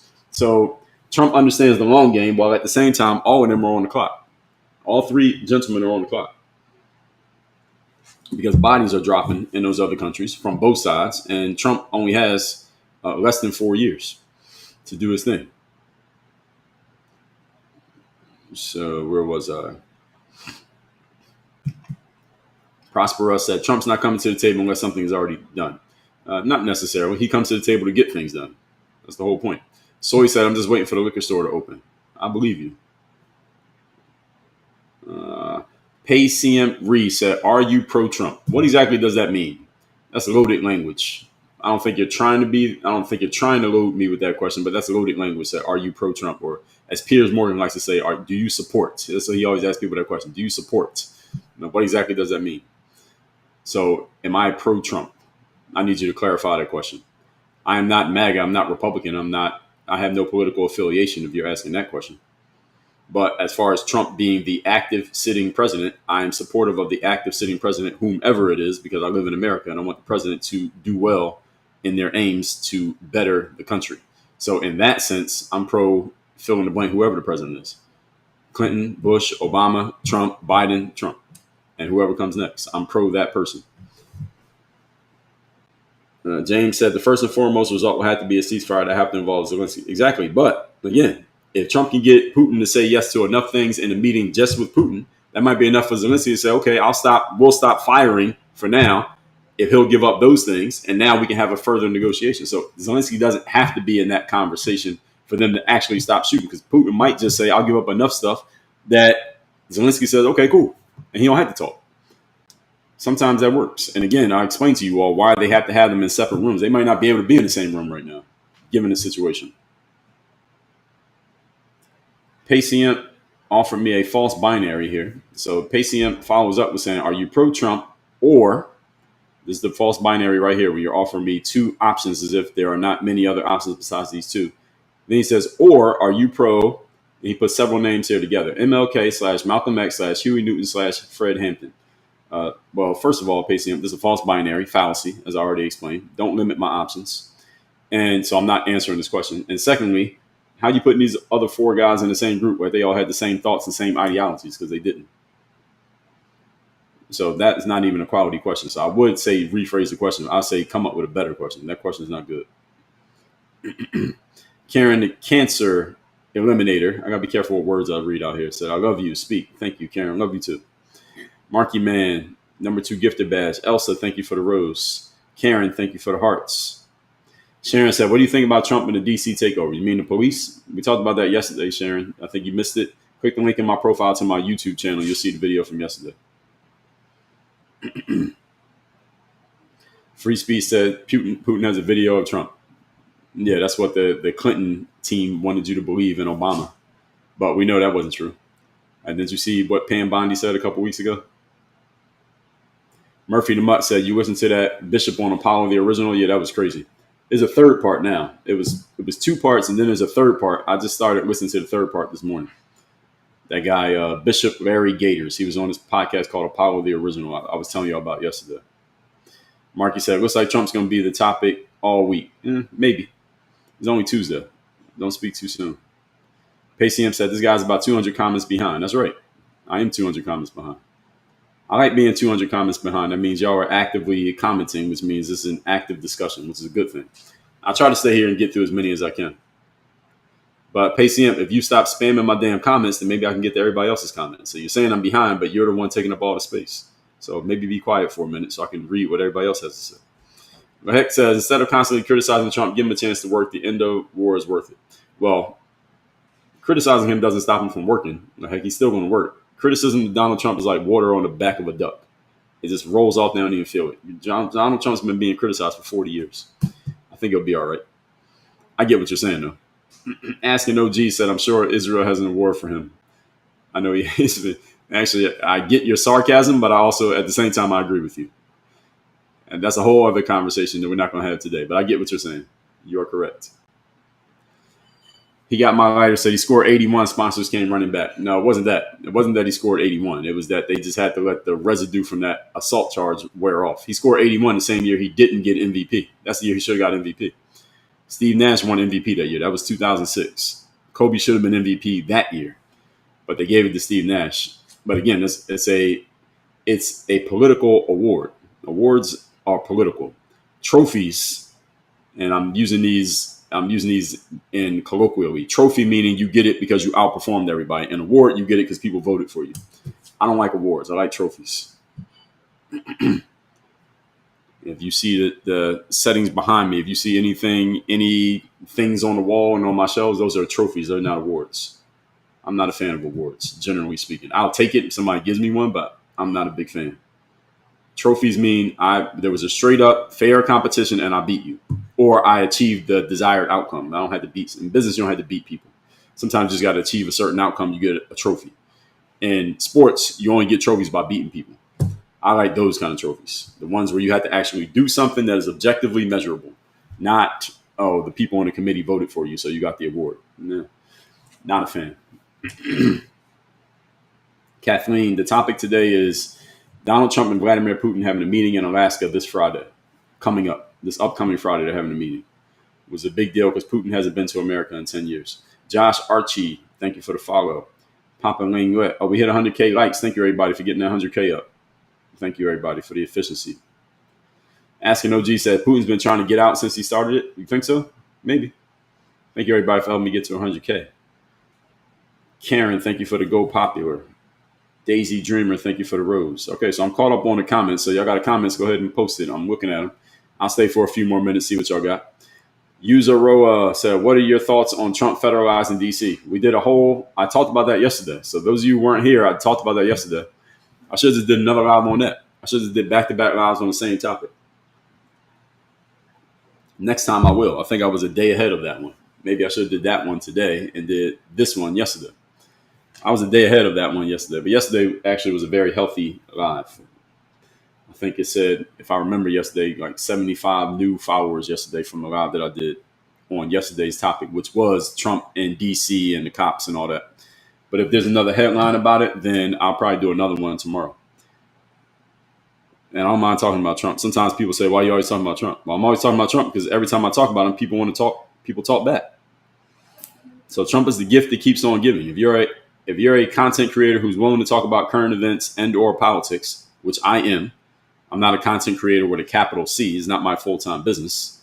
I run a consulting and coaching business, and performance-based consulting and coaching business. But when it comes to these live streams, I do talk about current events, and I'm willing to talk about any current event. So Donald Trump is a beautiful existence of Donald Trump being around because his name gets everybody's attention. And when you're creating content, you do want people's attention. So they say that Elon Musk is about to sue Apple. Did y'all hear about this? I'm seeing this trending on X.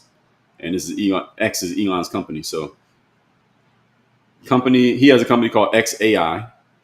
they're going to sue Apple because they say that the App Store favored Chat GPT, making it hard for other apps like Grok to get to the top of the ranks. He says it's an antitrust violation. Sam Altman from OpenAI said he does the same thing on X. So now this becomes a back and forth between Sam Altman and Elon Musk. So this is nerd beef. All right. Oligarch nerd beef is happening now between Elon Musk and Sam Altman. I'm going to read into this. Elon Musk is pretty active on X. If you're on X, you should follow Elon just to see what he's saying. He says Grok is the smartest AI in the world on the toughest test and just came in first by far in coding, but is not mentioned at all under AI by Apple. So if you look up AI on Apple, you see ChatGPT, Google Gemini, Microsoft Copilot, Lightroom, Canva, and Duolingo, and you don't see X at all. And Elon thinks that this is being done on purpose. He says Apple is the gateway to the internet for half of America. They are making it impossible for any other AI company to succeed by relentlessly promoting open AI in every way possible. Because Apple now has a deal with ChatGPT. I did hear about that. Did y'all know that? That ChatGPT is going to be integrated into Apple products. And it may include backdoor exposure to ChatGPT, as there is clearly no payment involved, but mutual offerings as a transaction. So they're basically doing a quid pro quo here. Grok currently offers a far better service as a high. This is what somebody's saying on X, by the way. This guy named X Freeze. I don't know who this is. It says Grok offers a better service and has the highest ratings on the App Store, yet Apple favors ChatGPT through higher downloads position by placing ChatGPT at one tap install. This part is as clear as it can be. Apple to pay OpenAI for ChatGPT through distribution, not cash. So they're basically going to put ChatGPT in all the Apple products, and Apple is using the Apple App Store to promote ChatGPT over any other AI. And Elon is saying this is an antitrust violation. So I would need to know what exactly he means by that. But at the same time, on the surface, I would say, well, that's what Apple's supposed to do. Promote your friends. That's what you're supposed to do. But Elon is saying this may be a legal thing. So this is going to become geek war paperwork. Geek paperwork war is what this is going to be. So CJ Cole, thanks for the follow. Rambeezy said, this is just another diversion for Trump. We didn't know if he was in the files, in the Epstein files. We talked about that, Rambeezy. I don't think there are any file either. Here's what I think about the files. Somebody brings this up every day, so we might as well talk about it every day. I think either A, there are no files at all, or the files are not what everybody thinks they are. They're just files like, hey, this guy was on the plane. This guy was on the plane. Was Trump on the plane? Yes, he was on the plane. If he's in files that say he was on the plane, it doesn't prove anything. Or B, everybody's in files. The reason why the files haven't come out because everybody's in files. And if the files came out and the people of the public, that's you all, the voters, the citizens, really want to tar and feather every single person in those files, the problem is you had to tar and feather people on both sides of the political aisle and so many of them that it wouldn't be too many of them left. So one of the things that I've said here many times is that our political system is not designed to help or serve the everyday person. I do believe that. That's why I'm not a fan of general governmental politics at all. I'm not a fan. I will use it for content, but I'm not a fan of it. And the only way that our system goes away and we get a new system is that the current system will have to be dismantled, which will require a certain level of anarchy, upheaval, and chaos, which means a whole bunch of people who are involved would somehow, some way have to get thrown out of their spots. If there's a way that that can happen, these files, if it is indeed option B, everybody's in the files, that could be the thing that destroys all of the system. So do y'all want that to happen? Put a yes or a no. Yes or no if y'all want that to happen. Do y'all want the files to come out and it shows everybody's in them? I mean, a whole bunch of Democrats, a whole bunch of Republicans, people you like, people you hate, they're all in it. Y'all want that to happen? Because it could happen. I heard, as a matter of fact, that guy I was just mentioning, Bishop Larry Gators, in part 3 of that conversation he had with Apollo, whatever Apollo's name is on YouTube, he said he's seen the files. He said this out of his own mouth. He said, I've seen the files and everybody's in the files. That's what he said. And when he said everybody, he didn't mention names. He said Democrats, Republicans. And he said a healthy percentage of people in Congress today are in the files, both Democrat and Republican. So my question is, do y'all want that? Y'all want that to happen? Because that'd be a whole different ballgame. And that would be complete upheaval of our whole system if that happened. if everybody's in there and in there like implicated, meaning we know they did something in there. I don't mean just their names on a flight log. So Rambeezy, do you want that to happen? Zeta, we already addressed the Texas Democrats thing too. We did that on, I think it was Friday. Mr. Ohio J said, when you don't talk about Trump, they talk about Trump. Yeah, exactly. So when I talk about Trump, people are like, why you always talking about Trump? And when I don't talk about Trump, they bring up Trump. So no matter what, we're talking about Trump. Okay, I should just put that as the title of every live. We're talking about Trump. I should just leave that as the main title of every live I do. Talking about Trump. 100 Shake said, do you think Trump is competent for the meetings? Yeah, yes, he is. Trump is very competent. You never heard of Grok? It's Grok without the C. 100 Shake. GROK. It's connected to X. You get on X, is on there. And everybody's saying, yes, y'all want that to happen? I don't know. Asking OG said, Grok is a little better than Chat GPT. I think Grok is good for current events because I even asked it, what are you useful for? And it said it's good for like up-to-date stuff because Grok gets all its information from X. So X is like the town square. I like using X. X is the only social media app where I will engage back and forth other than what I'm doing right now. Right now, I'll engage with y'all in the comments. But other than that, you're not going to see me responding to comments or leaving comments on people's posts. I don't do none of that shit. Even my own stuff that I post on any one of these apps. If you leave a comment, I might like your comment, but I'm not having a back and forth discussion. Even on TikTok, I know I get a lot of comments on my posts, but I don't respond to anything because it's a time suck. But on X, I will engage because X is the town square where everyone's talking about what's happening right now. That's the one. That's how I keep up with what's going on in the world. So y'all want to know how I find out what to talk about for these live streams because I'm on X and I see what's being talked about, and I listen to. As far as daily news, I like Megyn Kelly's show. She's pretty good on what's happening in the world every day. As far as deeper dive stuff, I like Candace Owens stuff. A lot of people may not like Candace, whatever. When it comes to everyday news, I like Megyn Kelly. I think they called her, I forget who she had on the show the other day. They called it an opinion journalist, something like that, an opinion journalist. So Megyn Kelly's a journalist. She tells you what's happening, but she also mixes in her opinion. Here's my opinion on what's happening. I'm telling you what's happening. Here's my opinion on what's happening, which is what she does. And I appreciate that because I get to understand her view. I don't always agree with her view, but she is good at just telling you black and white, here's what happened. And so between her and X, that's where I get my up-to-dates on what's happening in the world. So any of you want to know my sources. Chelsea said, I think Grok has poor marketing. I just heard about it from you and I'm all over AI. Yeah, because it's tethered to X. So if you're not an X user, you might not know about Grok. Grok is tethered to X. If you use X, you know about Grok because it's all over the app. But if you don't use X, formerly known as Twitter, then you probably don't see Grok. So Elon is basically placing a bet that enough people are using X that's how everybody knows about Grok. But a bunch of you clearly don't even use X, so you don't know about Grok. But if you get on X, you have no choice but to know about Grok because it's all in your face. Kemen K-Town said the files have been tainted by the Democrats. That's why the administration is wanting the courts. Maybe.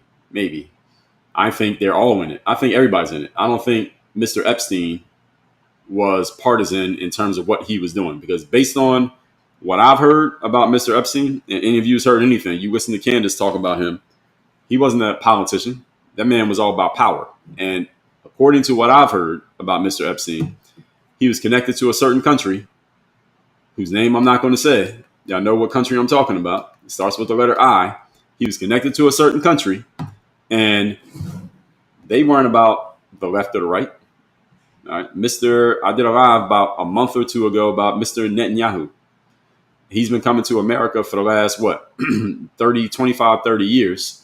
Didn't matter who was in charge. Democrat, Republican, and basically getting his way no matter who was in charge. Right now, we got Trump. About 2 years ago, who was in charge? Well, last year, this time, who was in charge? Biden. Before that was Trump. Before that, it was Obama. It's been this cycle the entire time. So that's the situation.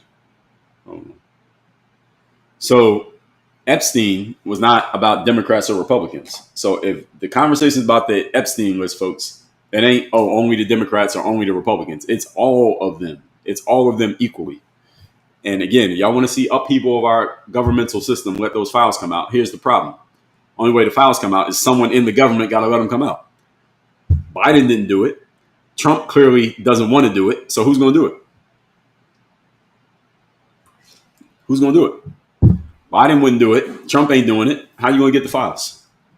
Somebody answer me that question. I need one of you to tell me the genius plan that we're going to get to these files. Since the Democrats wouldn't put it out, the Republicans won't put it out. Y'all ain't never going to see them files.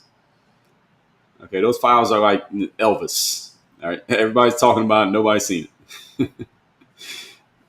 Those files are not coming out.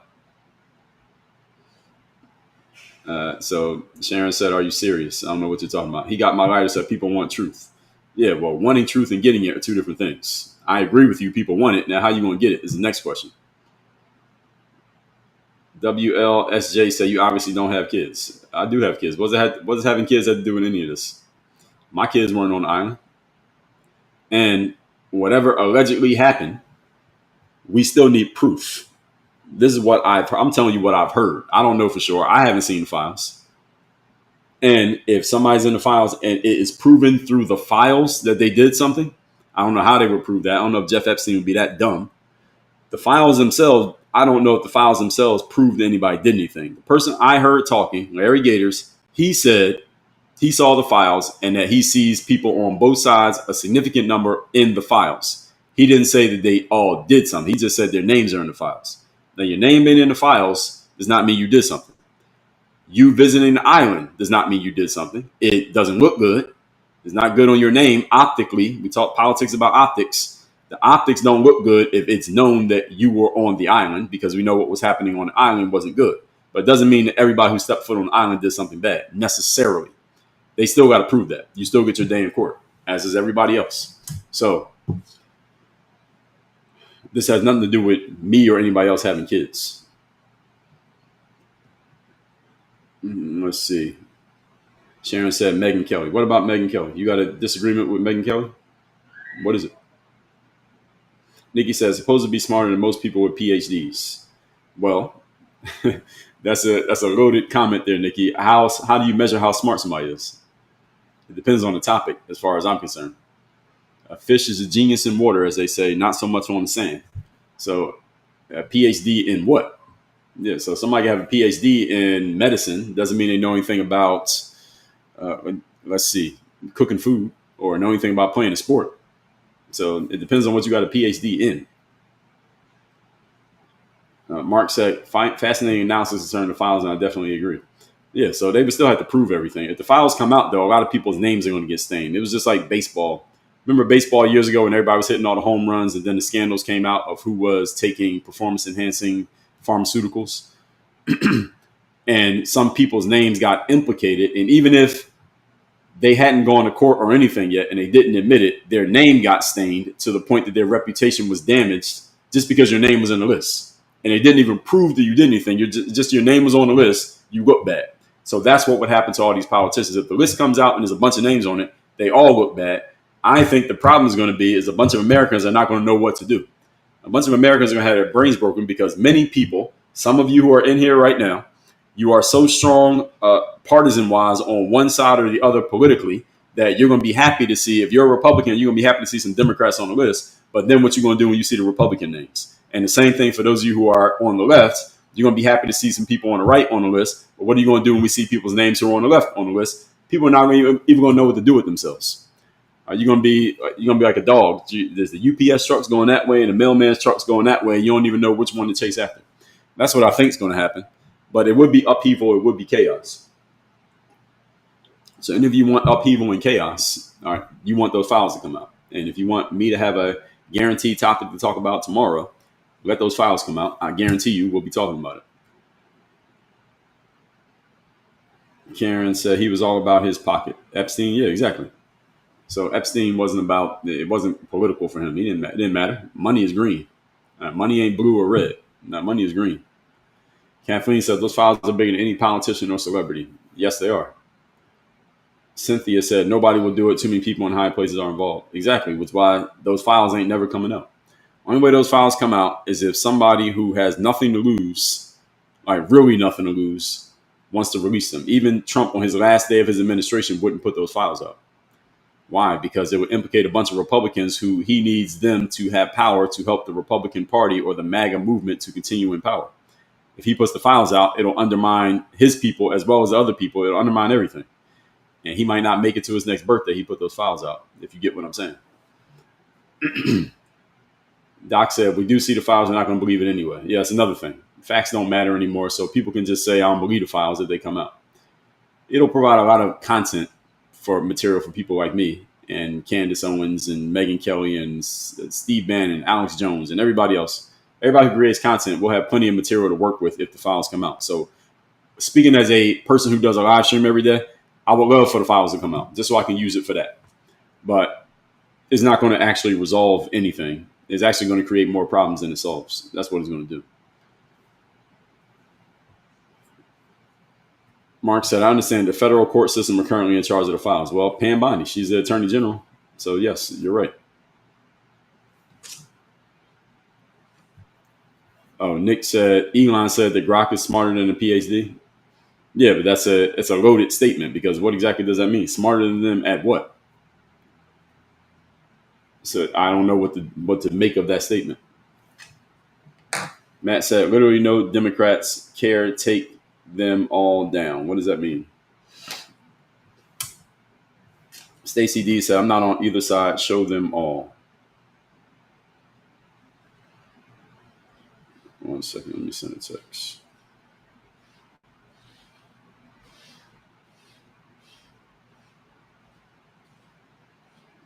Okay. So a couple more comments, folks, and we'll wrap this up. Stacy D said, I'm not on either side. Show them all. Well, yeah, see, the whole problem with showing the files is that somebody got to put the files out. And right now we're at a stalemate. Those files are at a stalemate, folks. And just as a conclusion to the Epstein question, the Democrats had the file for 4 years. They didn't put it out. If Trump could have been implicated in those files to make him look bad, they would have used it. You saw all the other things they tried to do to stop Trump in 2024. You think they wouldn't have put that out? They didn't put it out because either he's not in it or B, he is, but so is everybody else. And I'm starting to think, the more that I hear, I'm starting to think it's B. I think maybe Trump is in the files. We don't know in what context he's in the files. I believe his name is in there. But the problem is, so is everybody else's name. So a lot of Trump's political opponents or detractors are like, yeah, he's in the files. Well, so is everybody else. Everybody's in the files. So now what? If Joe Biden wasn't in it, maybe Obama is, maybe Michelle Obama it is, Hillary and Bill, you think they in the files? I think so. If Trump's in there, I think they're in there. And a bunch of people who are strong on the political left, some names that you wouldn't want to know are on that list, are probably on the list. Because if it was just Trump and a bunch of nobodies, they would have put the files out. But it's not a bunch of nobodies, it's a bunch of somebodies. And mind you, when Epstein was doing his thing, his heyday of doing his thing, Trump wasn't even in politics. So who was? That's what y'all got to think about. Matt said, Cash and Pam has stripped those files. They're useless. Well, they redact. They all do that. The government does that. That's not Cash and Pam. That's everybody. And Mark said it right after that. Most of the files would be redacted if they were to come out. Yeah, if the files came out, they'd be redacted. They've been redacted for years. So ever since they got the files, they've just been redacting.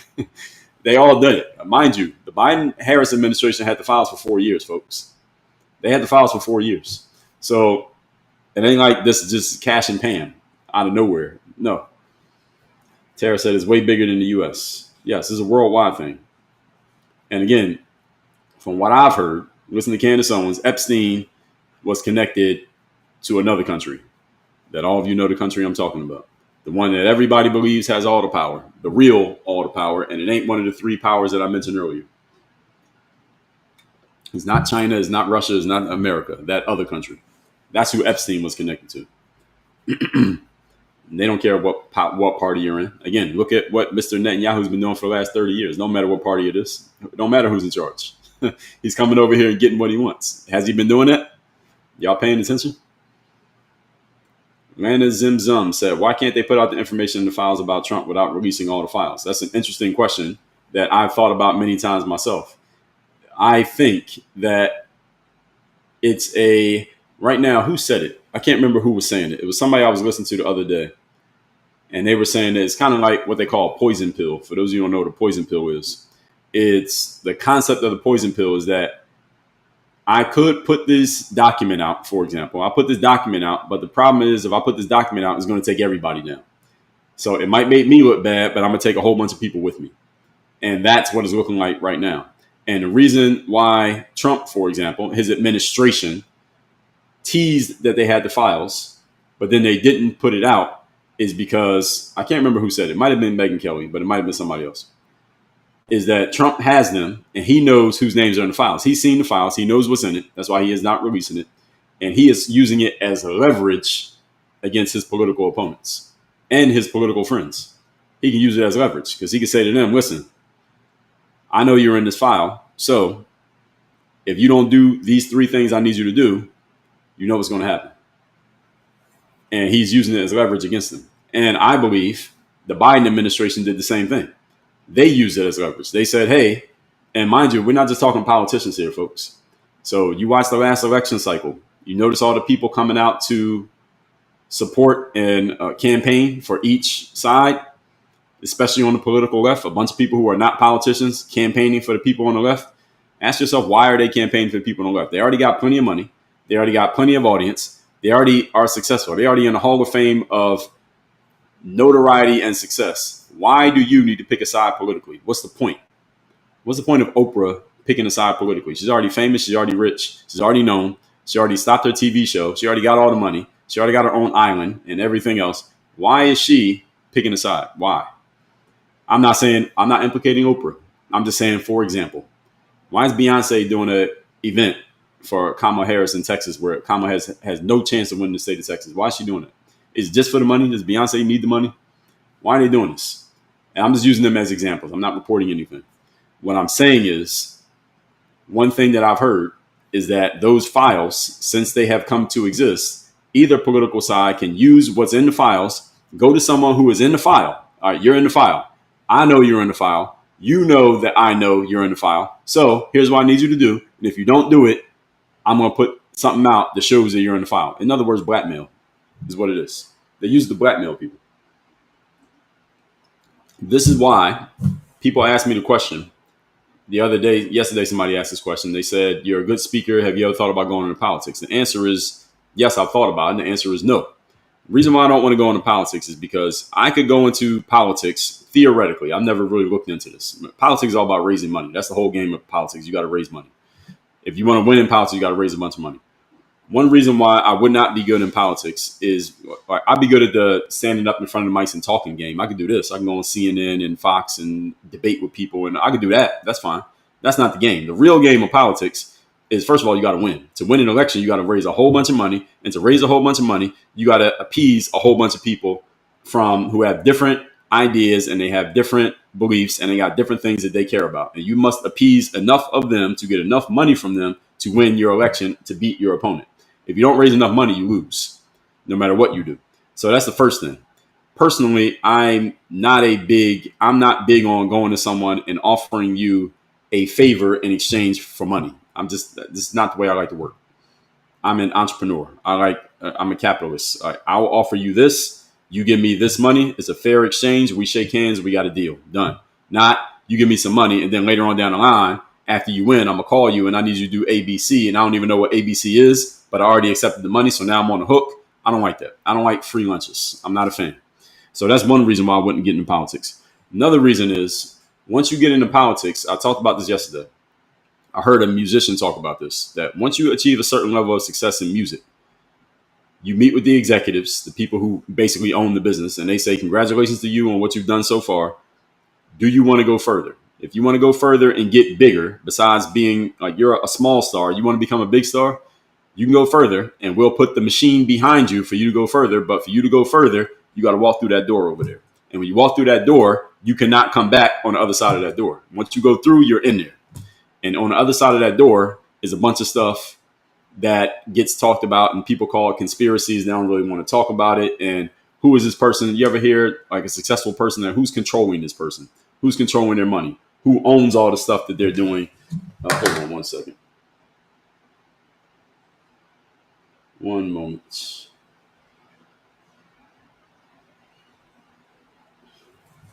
Who's controlling this person? Who's calling the shots on this person? Who's telling them what to do? why was this person talking like this 6 months ago, but now they're talking like this, and they seem to have flip-flopped. Y'all see this in politics all the time. How did this person all of a sudden just change their style and all of a sudden change what they care about? When they got voted in, they were this way, now they're this way, and it seems to not make any sense. Is because they went through that door. And why did somebody go through the door? You go through the door because somebody says to you, listen, on the other side of that door, I guarantee you, you will always have enough money to win every election. So that means you can stay a politician for life. If you go on the other side of that door, if any negative news comes out about you, we will knock down that negative story before the story even comes out, so you won't lose your reputation. If you go on the other side of that door, you can stay in this political game, and not only do you get your salary that you can read on the government website that everybody knows how much you make. No, here's access to 3, 4, 5, 10 times more money than that you can put in your personal accounts or your businesses or your 501c3. The world won't know about this money. But if you go on the other side of that door, we'll keep that money flowing as long as you keep doing what we tell you to do. See, that's the trade-off. And I'm not reporting this. What I'm saying is, this is what I've heard. In bureaucracies where there's people entrenched that have been running it forever, you don't just walk in there off of merit and become successful. That's not the way it works.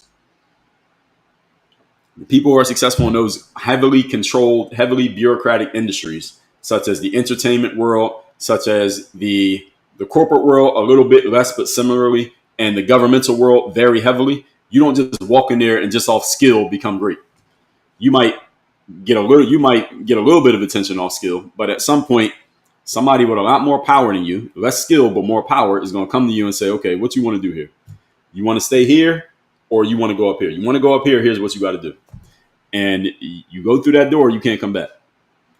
And if you decide not to go through the door, you can stay in the game, but now it's all off merit. The problem is you doing your thing off merit. You're right here.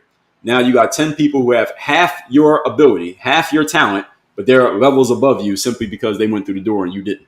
That leads to a high level of frustration because you're like, how am I this good? And I'm doing all these good things with all these positive intentions. And I built this off blood, sweat, and tears. This mofo who has no skill, no talent, no nothing. They're 10 levels above me, beating me in elections, raising 10 times more money than me. They got 10 times more fans than me. And I know they have no ability whatsoever and they're a complete hack, but I can't get anywhere close to them. See, that's the frustration. You hear this from musical artists all the time. You hear it from you don't hear it from politicians because they know to be quiet because they want to keep their jobs. But this is what happens. You hear it from people in corporate. Any of you worked in corporate, experienced what I just described? Somebody with way less talent than you, way less ability, way lower level performer. But for whatever reason, however, they're getting all this success that you're not getting. And you're like, yo, I'm way better than this person. How is that? How is this happening? Because they shook hands with somebody who you wouldn't shake hands with. That's the way it works. This is the reason why I'm an entrepreneur. Is I like to have control over my destiny and what I do. And I like to do direct deals with people that I deal with. And I don't like anyone dictating to me. I don't like anybody telling me what I can do, what I can't do. And I don't want anybody somebody could offer me to walk through a door, but I could just tell them, no, I'm not walking through that door and walk the other way. And there's nothing they can do to me. Now, if I'm inside of bureaucracy and somebody offers me to walk through the door and I say no, they could destroy my whole career if I don't want to listen, depending on who they are, depending on what their intentions are. That's what happens when you step into these red tape industries. I don't like red tape. I don't even like doing business deals where I'm talking to one person and they got to talk to somebody else to get the money released, and I got to wait 3 weeks for the wire transfer and all. I don't like any of that shit. I like dealing with direct decision makers. Let's do a deal right now. I'm gonna send you the info right now. I want my money within 24 hours. No bullshit. That's the kind of business that I like to do. I don't like red tape. I don't like having to talk to a person who got to talk to a person who got to talk to a person. In the government, that's all it is. That's the entire job of the government. So that's why I would not go into politics. Politics is one thing. The government is another thing. In the United States, politics and the government are intertwined. So hopefully that answers the question. Doc says somebody going to Nino Brown that thing. Yeah, we'll see. Wifey Tip said, I think Trump is going to do it. I don't think so. I don't think Trump's going to do anything. I think Trump has said the last that he wants to say about it. He doesn't want to be asked about it again. That's what I think. I don't think no one wants to hear about it anymore. Mark said, I think the files are more of P. Diddy. Well, yes, the same thing with P. Diddy. They kept the P. Diddy case was basically about two girls that most people generally don't care about, and Diddy. Nobody else got mentioned. According to what I heard, there was a whole lot of other people in those parties. I'm talking about the late night after parties besides Diddy. Famous people. But You see all the video got confiscated by who? The federal government. Did we see the video? Did we see any names? See, that's the thing. And there's a reason for that. I'm not reporting this. Just a theory. Just a theory. Rand Beasy said, I may disagree with you. Why did Dr. King step forward and do what he did? Well, Dr. King did a lot of things. What are you referring to? Elsa, thank you for the share. Lahek said, our representatives shouldn't depend on how much money is raised. Generally, I agree with you, but welcome to America. This is where we're at right now. Again, it would have to be upheaval and chaos for that to change. Lahek said, going through the door is a deal with the devil. Possibly. I'm not reporting it, but I've heard some things. Rochelle said, how can people ensure they are not using their wealth to harm others like Epstein? What do you mean? Epstein knew what he was doing. I mean, he was doing it himself. So, and I don't think it was his wealth he was using. He was using that was his mind. I mean, he used his money to do what his mind wanted to do. So, Rochelle, I'm not quite sure what you're asking. Mark said, ALC had to compete with 20,000 people on a cattle call to get her position politically. I don't know what that means. I think I know what it means. But we're going to wrap this up on that note. Everybody, thank you for me getting to 129,000 likes here today. I do these live streams Monday through Friday, 8 a.m. Eastern. I usually go to either 9:30 or 10 o'clock. Today we went to about 10. So if you like this one, be here tomorrow. Don't know what the topic is going to be. We'll see what is going on. Maybe I'll ask Grok, since Grok is supposed to be smarter than a PhD student, as to what I could talk about. We'll see.